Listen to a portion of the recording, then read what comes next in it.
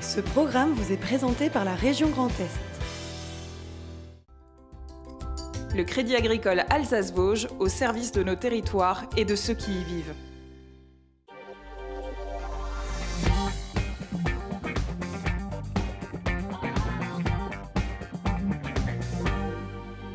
Madame, monsieur, bonsoir, bienvenue pour une heure d'actualité, c'est 100% Alsace, 100% régional. On s'intéressera à ce forum européen de bioéthique 9e édition, c'est porté par Israël Nizan sur le thème « Mon corps est-il à moi ?»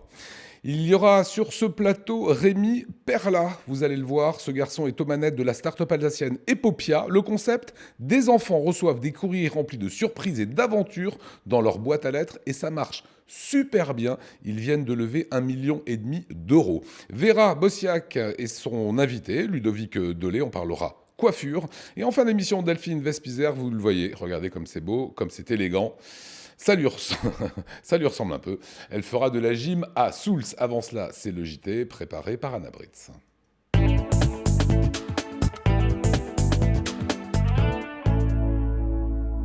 Bonsoir à tous et à la une du JT. Ce soir, fini les filières L, ES et S au baccalauréat. Mise en place du contrôle continu, nouvelle spécialité. Voici quelques éléments de la réforme du bac donc, qui sera en vigueur en 2021. Une réforme présentée au rectorat aujourd'hui. Mauvaise soirée pour la SIG en Coupe d'Europe. Les Strasbourgeois ont été battus par les Grecs de Patras. Et puis si vous êtes adepte de l'aviron mais que l'eau froide vous décourage, vous pouvez aussi vous entraîner en salle. C'est la Vifit et nous avons suivi un cours à Mulhouse. À quoi ressemblera le bac en 2021 ? La rectrice de l'Académie de Strasbourg a présenté aujourd'hui les principaux changements et une carte des spécialités que pourront choisir les futurs élèves de première et de terminale. Les élèves de seconde sont donc d'ores et déjà concernés aujourd'hui. Plus d'explications avec Adeline Piron. Il y a eu les bacs A, B, C et D. Puis les classes S, L et ES se sont imposées. En 2021, fini les filières à lettres, le lycée général sera plus personnalisé. Pas de panique, le tronc commun ne change pas. Français, enseignement scientifique, philosophie, histoire-géographie, mais aussi langue vivante seront toujours au programme. Mais en plus de cela, 7 spécialités au choix. Dès la classe de première, les élèves, en plus du tronc commun, pourront choisir 3 spécialités, 3 enseignements de spécialité avec un horaire fort, 4 heures, donc ça donne 12 heures d'enseignement finalement complémentaire au tronc commun, avec justement un renforcement par rapport à ce qui existe aujourd'hui de ces spécialités. La spécialité histoire, géopolitique, contemporain, tout ce qui est littérature et philosophie, donc ça aussi ce sont de nouvelles approches qui, je dirais, sortent du simple cadre disciplinaire dont on avait l'habitude aujourd'hui pour aller vers au contraire, une ouverture avec des spécialités, on va les qualifier de plus hybrides. Et comme avant, c'est en seconde que se fera le choix. Les lycéens actuellement en seconde réfléchissent déjà à leur premier vœu de spécialité. Dans cette année de seconde, il y a de l'accompagnement personnalisé, 54 heures dédiées à l'orientation et un avis qui sera donné au cours du 2e trimestre au conseil de classe sur des premiers choix des élèves. Ils vont dire qu'ils ont envie de suivre 4 spécialités. On leur conseillera d'en retenir 3. Ce choix plus progressif pour l'année de première d'abord va ensuite être confirmé par un choix pour l'année de terminale, puisque l'élève ne gardera plus que 2 spécialités. L'objet, c'est d'apporter plus de cohérence dans les parcours et de mieux accompagner les élèves dans la construction de leur parcours. Et bonne nouvelle aux futurs bacheliers, fini le bachotage, le nombre d'épreuves finales se réduit au profit du contrôle continu. Un oral individuel de 20 minutes fondé sur un enseignement de spécialité attend aussi la première cuvée 2021. Mais cette réforme est contestée par de nombreux professeurs et parents d'élèves. Des syndicats appellent à la mobilisation demain. Une manifestation aura lieu à Strasbourg à la mi-journée. En sport, mauvaise soirée pour la SIG. Hier soir, en Coupe d'Europe, en déplacement à Patras, en Grèce, les Alsaciens, en maillot gris, ont concédé une 3e défaite consécutive en Ligue des Champions. Tout avait pourtant bien commencé à la mi-temps. La SIG mène au score de 2 points, mais la seconde période va virer au cauchemar pour les joueurs de Vincent Collet qui perd de pied et voit les Grecs se détacher. Patras s'impose donc finalement logiquement 77 à 64 et cette défaite compromet les chances des Strasbourgeois de se qualifier pour les 8e de finale de la compétition. Ils devront certainement remporter leurs 2 derniers matchs, à commencer par la venue au Rhenus du leader Bologne mardi prochain. Sport toujours, en hiver, les joggeurs les plus courageux continuent à s'entraîner à l'extérieur. Les autres se rendent dans une salle pour courir sur un tapis, mais dans d'autres sports comme l'aviron, par exemple, difficile de s'imaginer une alternative possible. Et pourtant, elle existe. Il s'agit de l'Avifit, découverte de l'activité au Rowing Club de Mulhouse, Marinzis. Qui est-ce qui s'occupe de la lumière? On démarre en jambes seules, c'est parti. C'est presque dans une ambiance de boîte de nuit que la séance démarre. Et c'est parti pour 3 quarts d'heure non-stop bien au chaud. Ici, pas de bateau ni de rame, mais des ergomètres aviron. On bascule un peu en arrière. Monture sur les bras, les épaules et les abdos. L'Avifit, c'est une contraction du mot aviron et du mot fitness. Donc c'est une activité qui est dérivée au départ de l'aviron. La pratique de l'Avifit se développe complètement autour de l'ergomètre et on utilise toutes ces possibilités, des possibilités qui ne sont pas utilisées dans le cadre de l'aviron traditionnel, mais qui nous permettent de travailler les muscles du dos, les abdominaux, les biceps, les muscles des cuisses différemment. Et on tourne vraiment autour de cette machine sur différentes positions pour faire travailler l'ensemble des muscles du corps. En France, la réglementation fédérale ne permet pas aux rameurs de pratiquer l'aviron la nuit. L'Avifit est donc un moyen pour eux de se maintenir en forme en hiver. On a toujours les mouvements qui ressemblent à ceux de l'aviron. Donc c'est vraiment très spécifique, c'est très particulier et ça permet de continuer à garder les bons mouvements, les bonnes façons de se déplacer sur un bateau pour ne pas perdre en technicité, même l'hiver. C'est vrai que parfois les entraînements sur l'ergomètre sont longs, fastidieux et l'Avifit c'est un petit peu plus jovial, c'est la musique, on change aussi les rythmes et c'est ça qui me plaît beaucoup parce que ça change de l'entraînement un peu pur et dur. Et on souffle bien, on garde bien la tête sur le menton. Et si la pratique a d'abord été pensée pour les rameurs, elle séduit de plus en plus des sportifs de tous les horizons. Je suis plutôt un cycliste le restant de l'année et je me suis dit que ça pourrait être une bonne option, sachant que je pratique bien nettement moins le vélo en hiver. Je me dis que ça pourrait être une opportunité pour garder la forme et s'entretenir. Comme vous avez pu le voir, au niveau cardio, ça remue, comme on dit. Voilà, et puis je pense qu'au printemps, je m'essaierai sur l'eau. De l'Avifit d'abord, de l'aviron ensuite, pourquoi pas? En tout cas, au Rowing Club de Mulhouse, l'Avifit se développe à grande vitesse. En moins de 3 ans, le club est passé de quelques curieux à près de 80 pratiquants chaque semaine. Et dans l'actualité de l'Eurométropole de Strasbourg, zoom sur un collectif de citoyens qui organise une marche pour le climat ce week-end. Et puis, on vous emmènera à la découverte du parking de la Petite France, récemment rénové. Camille Roland.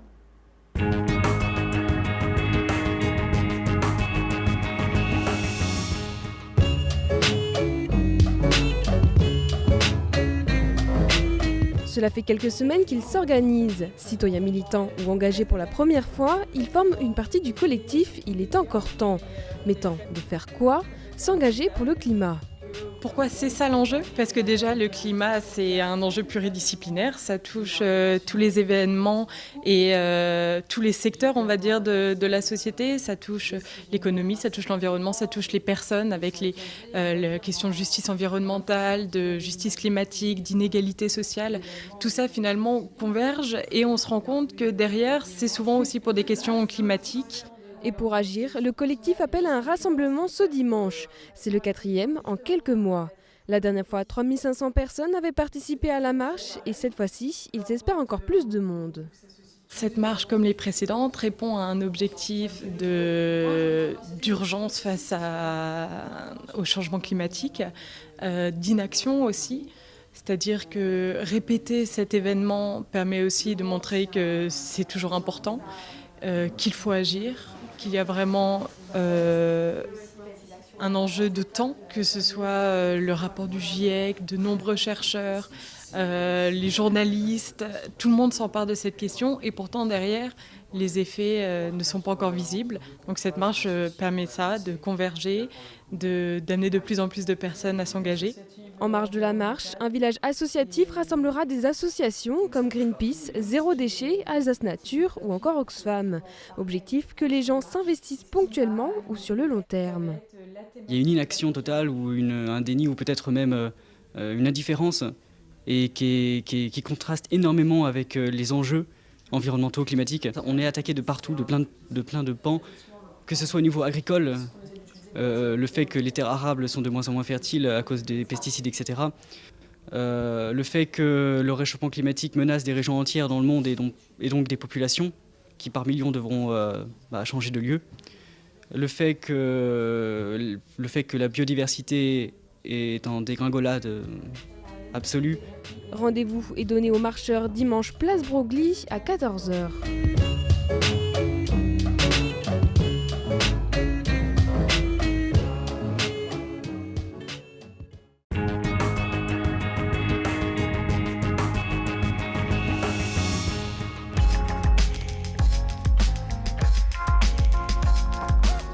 Transformer un parking en un lieu accueillant. C'est le défi de la réhabilitation du parking centre historique Petite France Parcus. Situé en sous-sol du musée d'art moderne et contemporain, sa fréquentation n'était pas à la hauteur de sa situation, proche du centre-ville. Ce parking a plus de 20 ans et donc à un moment donné il faut lui redonner des couleurs et puis en même temps en profiter pour essayer de le rendre plus attractif. C'est un parking qui était un peu sous-utilisé. Il avait une image finalement qui laissait penser que c'était surtout le parking du musée. Quand on vient au parking Centre historique Petite France, on est encore loin du centre-ville alors qu'en réalité on est à peine à 5 minutes à pied du début de la Grand Rue ou 5 minutes à pied de la gare. Pendant les travaux, les 3 niveaux de 10 000 m² ont été rénovés chacun leur tour. Nouvelle signalétique, peinture grise, lumière de couleur. Les problématiques essentielles, c'était justement le cheminement piéton, l'orientation du piéton, mais aussi des voitures, et une amélioration aussi du confort des agents qui travaillent, vu que le parking est ouvert 24 heures sur 24, 7 jours sur 7. On a fait des ouvertures dans certains murs qui étaient en plein milieu du parking, et on a retracé un cheminement très large de 3,50 m de large pour justement affirmer un cheminement piéton au sol qui permette du coup d'orienter le piéton plus facilement. Autre enjeu, mieux s'orienter par un éclairage différencié pour les piétons et les voitures, par des marquages au sol, mais aussi par des motifs décoratifs de couleur. Il s'agit de s'orienter dans un espace et c'est particulièrement difficile dans un parking puisqu'on n'a pas de vision vers l'extérieur, on n'a pas de vision dans le lointain. Donc c'est un lieu où très souvent on se perd. Et l'idée, c'était d'une certaine manière de donner des différences à chacun des espaces en partant de motifs peints à la main et qui relient en fait les deux extrêmes du parking à l'horizontale pour se mélanger dans la partie centrale. D'une capacité de 1000 places, le parking devrait voir sa fréquentation augmenter. C'est en tout cas le souhait de son exploitant Parcus.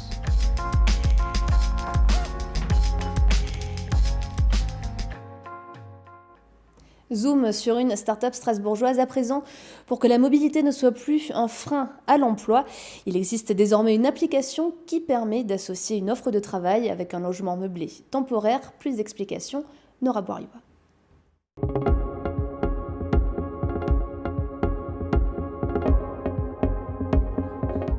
Le logement est souvent un frein à la mobilité et par conséquent à l'emploi.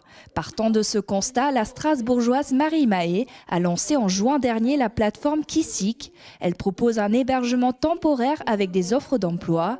Alors plusieurs fois par semaine, elle se rend à Paris pour rencontrer des partenaires, comme ici un bailleur social. La promesse que l'on fait vers les bailleurs, c'est que ce sont toujours des candidats, des locataires salariés qui rentrent dans leur mur, que ce soit pour 1 mois ou pour 10 mois.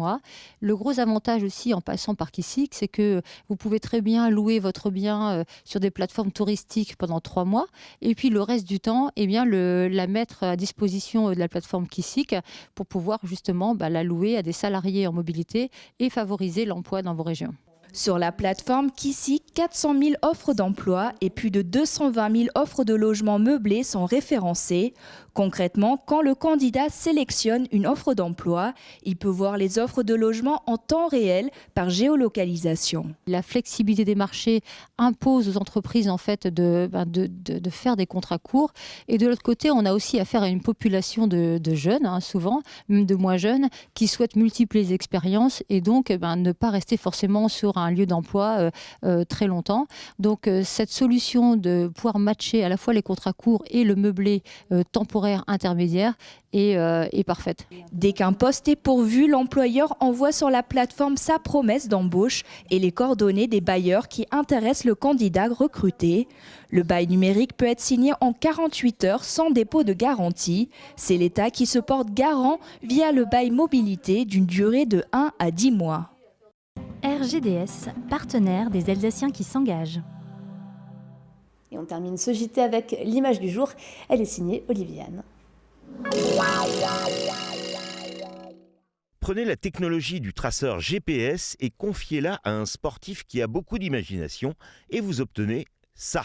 Il s'appelle Antoine et a couru 51 km dans les rues de Strasbourg pour réaliser cette cigogne. Sa performance fait un buzz immense sur les réseaux sociaux et un nouveau défi lui a été lancé, réaliser désormais un bretzel. Dernier changement de carte, 46,2 km. Ça commence vraiment à être très dur. Ah, c'est drôle. Voilà, j'étais comme vous. Je regardais les sujets. Bravo Oliviane, merci Anna pour ce JT. Et place au plateau Alsace 20. Vera, venez nous rejoindre avec Ludovic Delay qui est votre invité. On accueille le professeur Israël Nizan. On va parler de la 9e édition du Forum européen de bioéthique. Et Rémi Perla d'Ethiopia, start-up alsacienne qui va passionner vos enfants. On en parle dans un petit instant, juste après la météo, le temps que nos invités s'installent. Des châteaux de la Loire au delta du Mékong, idées week-end ou voyages au long cours, vos vacances au fil de l'eau partout dans le monde avec Croisière Europe.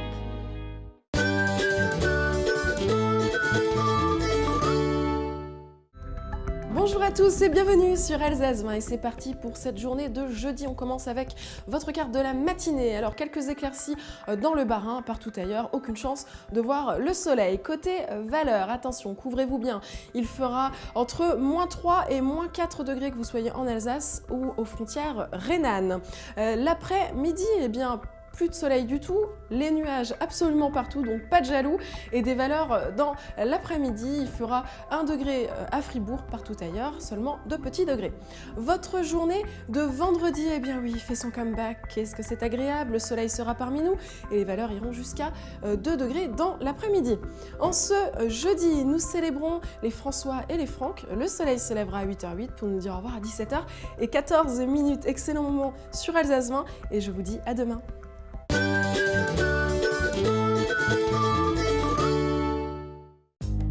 Vos vacances au fil de l'eau avec Croisière Europe. Croisière fluviale et maritime au départ d'Alsace et jusqu'au bout du monde. Et l'invité de la rédaction ce soir, le professeur Israël Nizan. Bienvenue.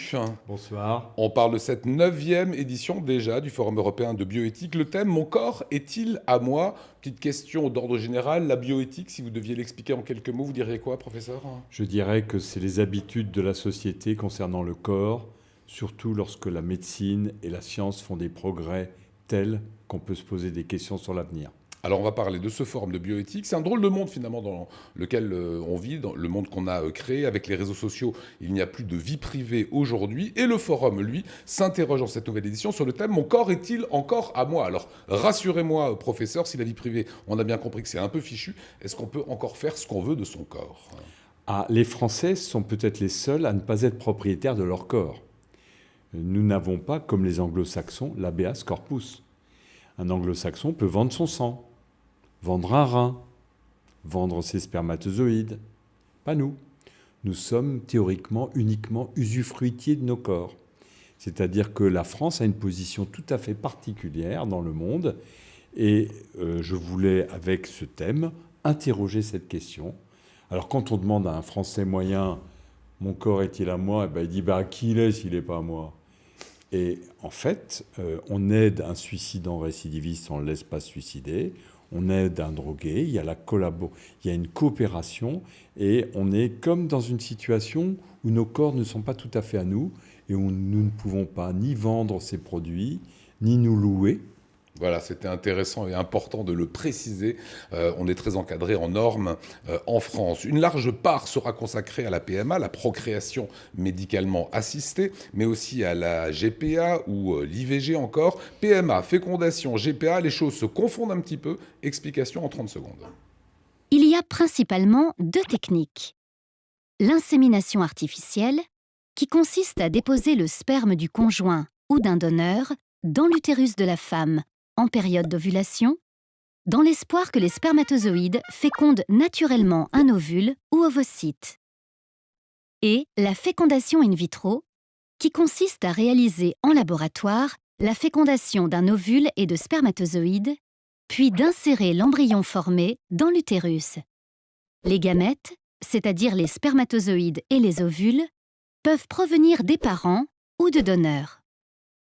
Lorsque la mère ne peut pas assurer la gestation, c'est-à-dire la grossesse, par exemple en raison d'une malformation de l'utérus, l'embryon peut être implanté dans l'utérus d'une autre femme, appelée mère porteuse ou gestatrice.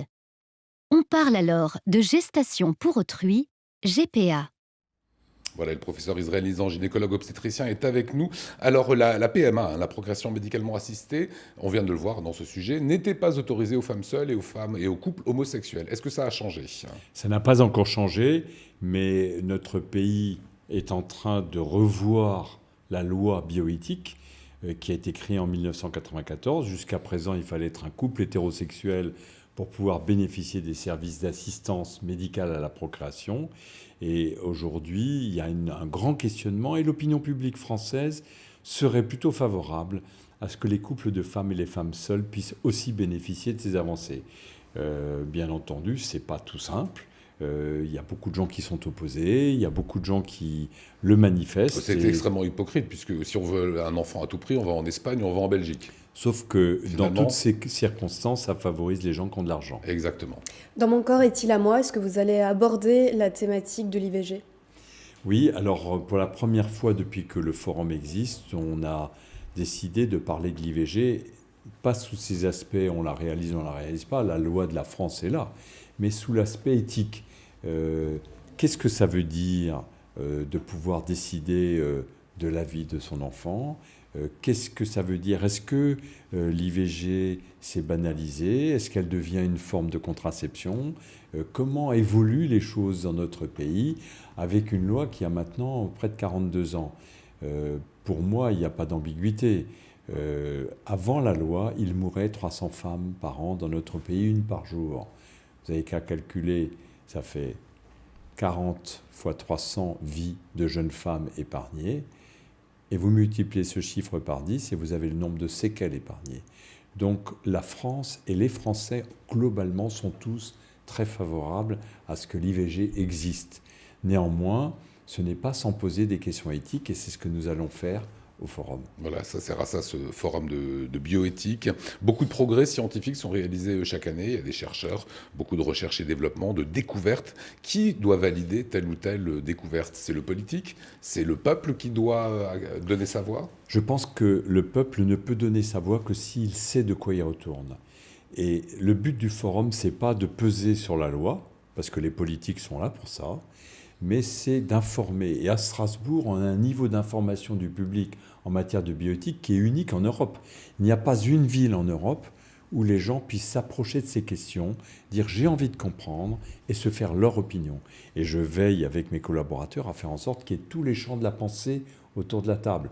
Que ce soit les conservateurs, les bioconservateurs ou les biotransgresseurs, tout le monde est là, tout le monde exprime ses idées dans le respect de l'autre. Et je pense que c'est un îlot de démocratie et d'endroit républicain qu'il faut absolument maintenir. Voilà, et on se rend compte aussi que la société est souvent plus en avance sur le politique. On l'a vu sur la PMA où la société est plutôt pour, en tout cas les sondages le disent, quand les politiques freinent un petit peu du pied en se disant est-ce que c'est politiquement correct ou pas de changer les choses. C'est le problème. Le problème, c'est que parfois il y a un écart qui se fait entre la loi et l'opinion publique. Et quand cet écart est trop grand, les gens ne comprennent plus pourquoi on ne peut pas faire telle chose alors que de l'autre côté de la frontière on peut le faire. Alors on est en France, on ne veut pas le moins-disant éthique. On est d'accord avec ça, mais il faut qu'il y ait une rationalité. Ça ne peut pas être un lobby ou un groupe ou une religion qui décide pour tous les Français de ce qui est légal et de ce qui ne l'est pas. Voilà, et vous l'avez dit, on se souvient de ce animateur de télévision, Marc-Olivier Fogel, qui a fait une GPA avec son compagnon pour avoir un enfant, et ils ont dû se rabattre sur le Royaume-Uni ou le Portugal, qui sont des pays qui acceptent ça. Quand on veut un enfant à tout prix, on peut comprendre la démarche. Tout à fait, et je pense que seuls les médecins qui sont en contact de ces couples qui n'arrivent pas à avoir d'enfants savent la détresse et la souffrance. Et j'ai vu des couples vendre leur maison pour aller à l'étranger, pour faire des démarches qu'on aurait très bien pu faire en France. Voilà, toutes ces questions, vous pourrez les poser, participer. Ça se passe à l'Aubette. L'Aubette, c'est la salle qui est place Kléber à Strasbourg. Mon corps est-il à moi? Vous avez bien compris qu'en France, on n'en est encore que l'usufruitier. Merci, professeur Nizan. Passons dans un tout autre style au Vera Lifestyle.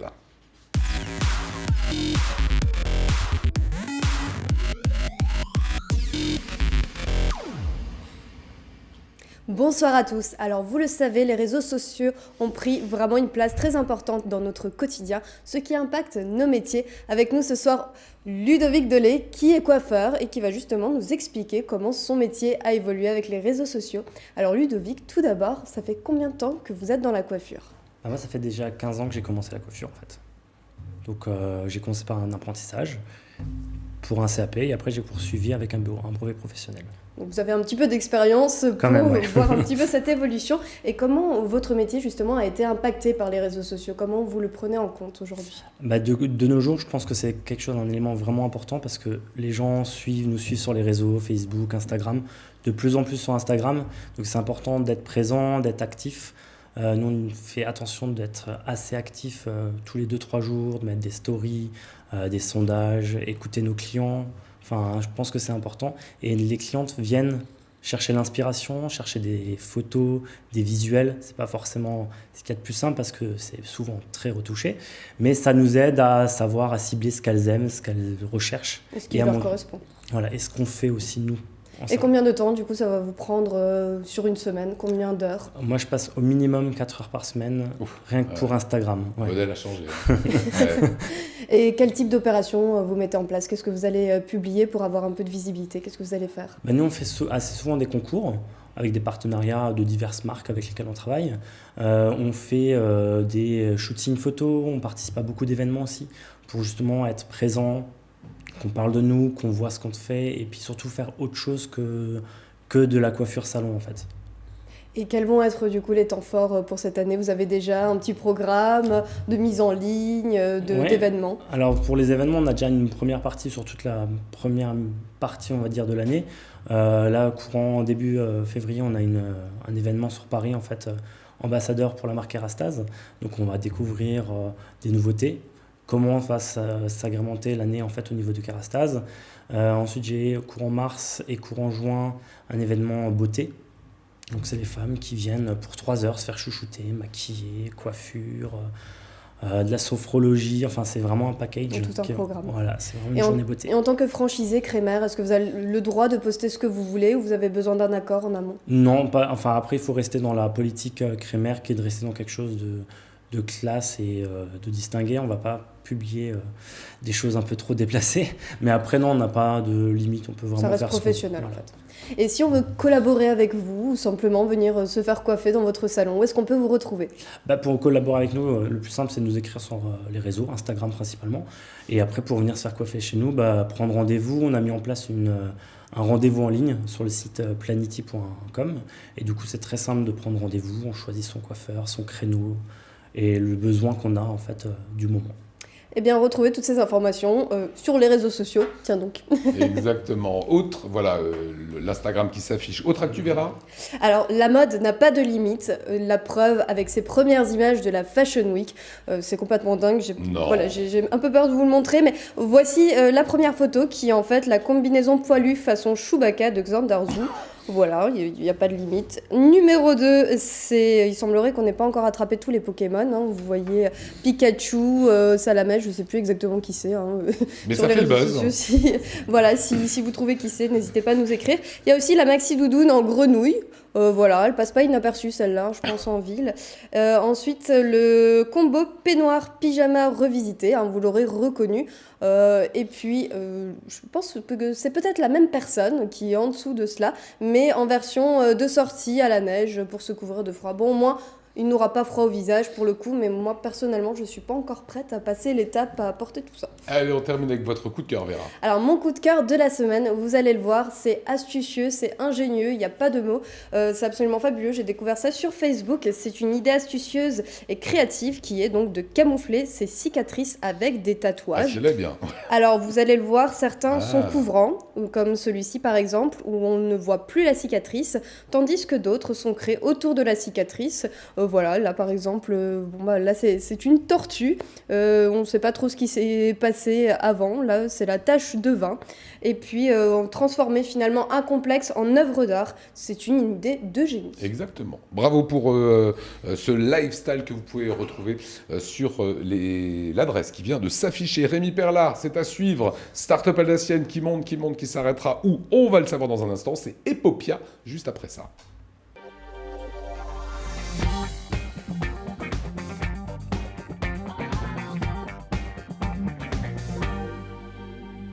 On va vous parler à présent d'un travail qui devrait ravir vos enfants. C'est Epopia, une start-up alsacienne. Rémi Perlard, on est son fondateur. Ça va, Rémi? Ça va, très bien, merci. Alors, Epopia, il y a quand même une petite histoire. Médaille d'or du concours Lépine, c'était en 2016 à la Foire européenne de Strasbourg. Et pour ce projet, vous aviez tout simplement arrêté votre job.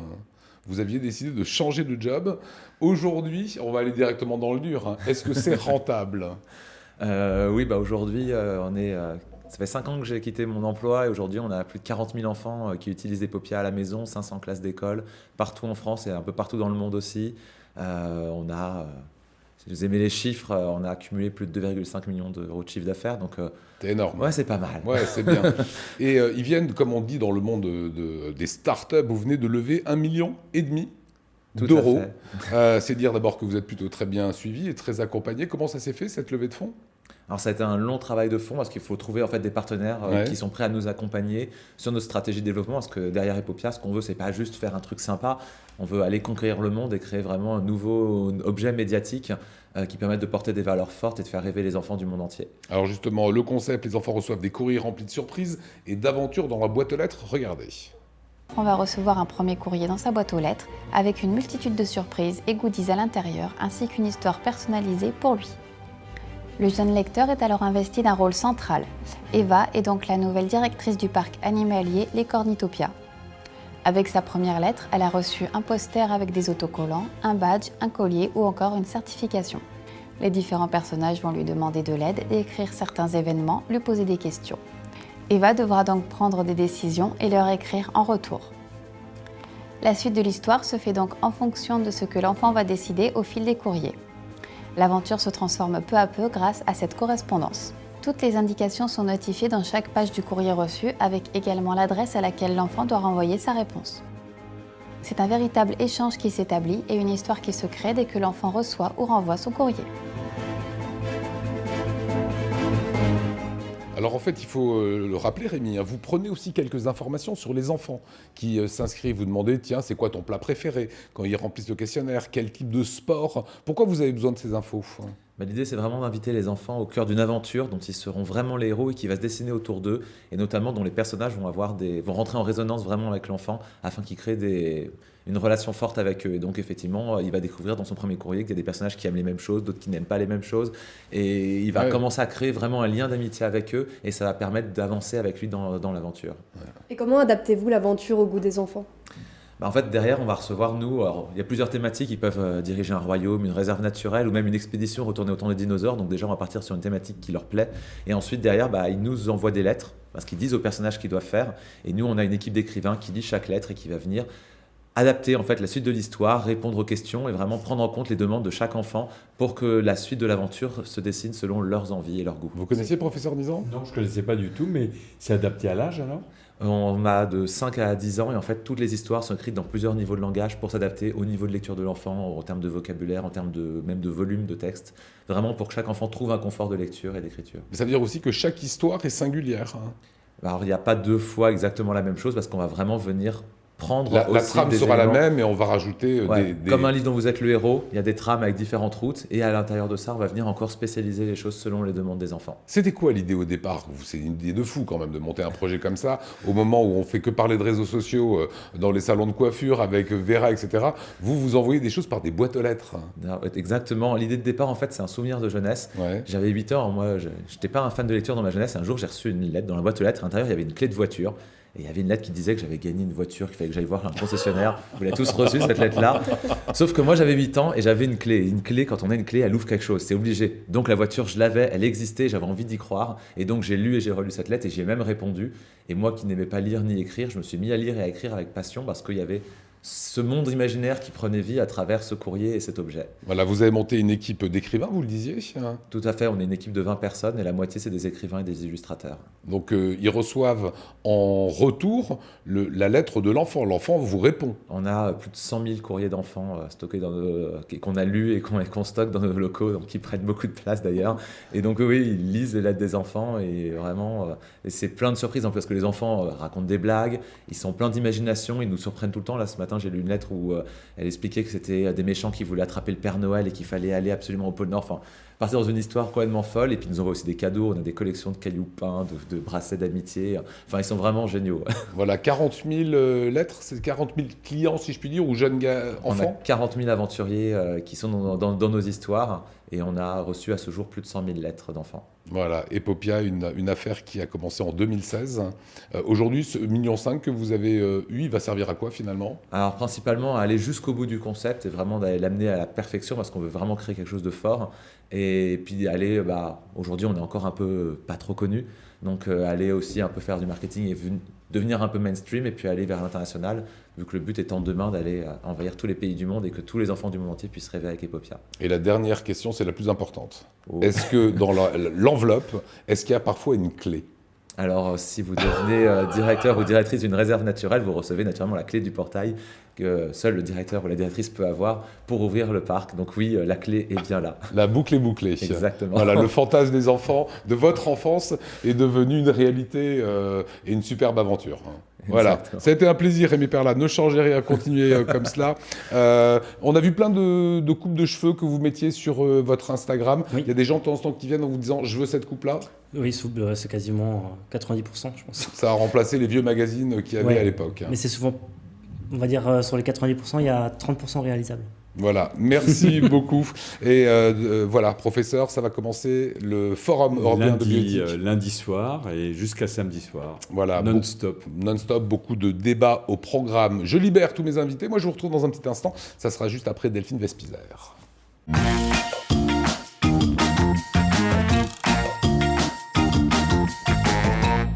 Salut Pinanter et bienvenue à Souls. Aujourd'hui, je vous emmène dans le club de gymnastique La Vosgienne et je suis en compagnie de Galatée. Bonjour Galatée. Bonjour. Ça va bien? Ça va et vous? Très bien. Alors toi, tu fais de la gym artistique. Qu'est-ce que ça veut dire? Donc en gros, c'est constitué de 4 agrès, donc de la barre, de la poutre, du saut et du sol. Et on a un mouvement sur chaque agrès et puis ensuite on passe en compétition ou pas, ça dépend. Il y a de la gym loisir ou de la gym en compétition. D'accord. Combien de temps est-ce que ça fait que tu fais de la gym? Depuis que j'ai 2 ans.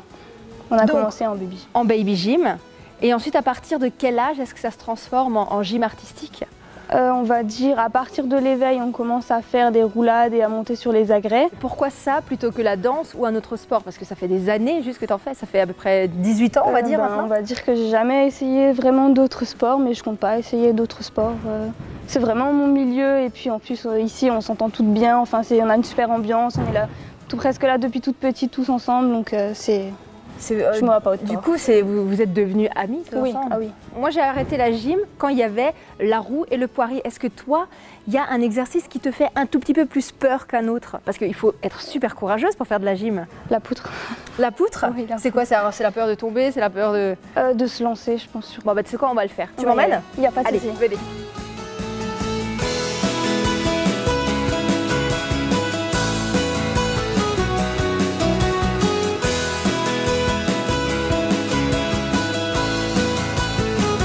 Comment ça se fait que moi, ma poutre, elle est beaucoup plus large que la vôtre?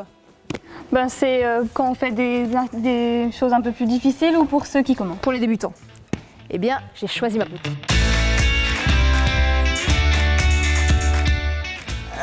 Ensuite, un pied derrière. Ah, ça me rappelle des mouvements. Le genou. Ça me rappelle des... Attends. J'ai l'impression que moi, c'est pas aussi gracieux quand je le fais, c'est possible? Devant. Oh punaise. Alors par contre, il y a un truc, c'est que là, il n'y a pas de mousse hein, là, sur ce petit bout là. Il m'appelle. Ok. Ok. Et alors, ça ressemble à quelque chose? Ça fait gymnaste? C'est beau tendu. Ah, ils sont pas tendus? Et je suis au max. Hein.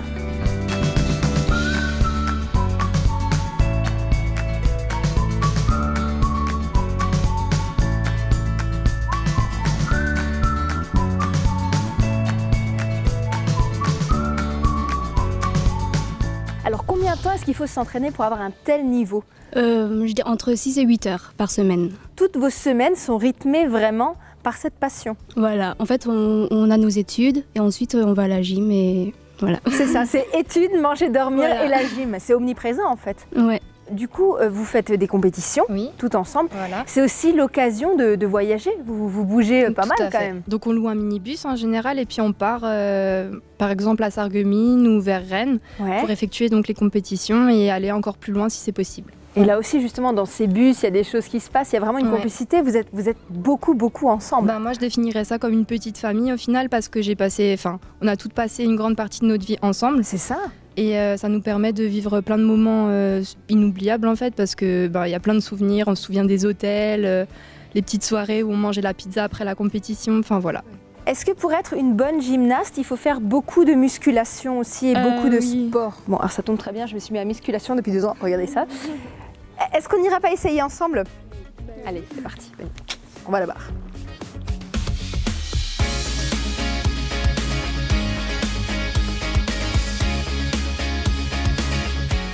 Oh! Et là, on appuie. Non! C'est bon comme ça? Oui, c'est bon, mais il faut juste atterrir dessus en fait après. Il faut atterrir dessus. Comme ça? Voilà.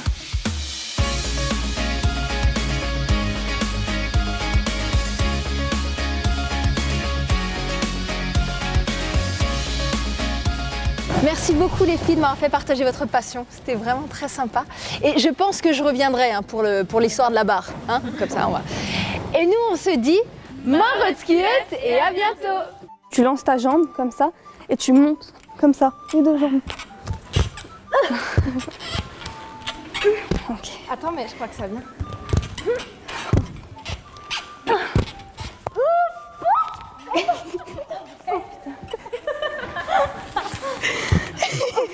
C'est ça. Et là je me suis cru sur un manège.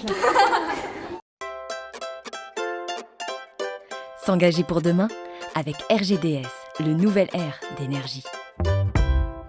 On va s'intéresser aujourd'hui dans ce magazine à la cogénération. Cogénération, c'est tout simplement la production en même temps de 2 formes d'énergie différentes, tout cela dans une même centrale. Je vous présente nos invités. Richard Brume, comment allez-vous? Parfaitement, merci. Soyez le bienvenu, vous êtes le premier adjoint au maire de Sarre-Union et avec nous Hervé Lamorlette. Bonsoir. Bonsoir Lionel. Bienvenue, vous êtes le directeur général de RCUA, qui est le réseau de chaleur urbain d'Alsace. Alors on va partir chez vous, mais il y a un lien entre vous deux. On va partir à Sarre-Union à présent, en Alsace-Bossu. RGDS et la régie locale d'électricité se sont associés pour créer une fameuse centrale de cogénération. Et depuis quelques semaines, cet équipement qui est très novateur, vous allez le voir, fournit de l'électricité aux habitants et de la chaleur à des grandes entreprises. Reportage Mathieu Chanvillard. Inaugurée juste avant Noël, après 7 mois de travaux, cette centrale de cogénération va produire électricité et chaleur durant 5 mois, de novembre à mars. Sur cette installation, en fait, on a un moteur du même type que le moteur que vous avez sur votre voiture, sauf que d'être alimenté avec du gasoil ou du super, il est alimenté avec du gaz.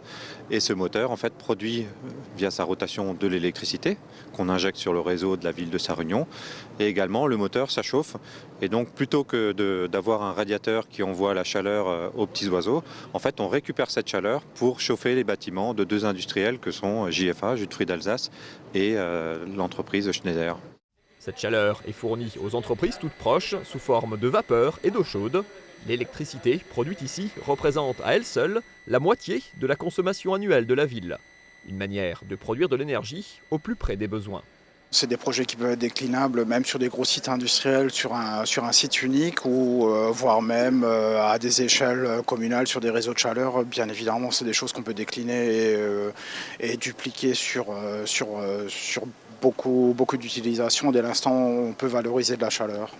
Le projet a associé la régie locale d'électricité et RCUE, la filiale locale de RGDS.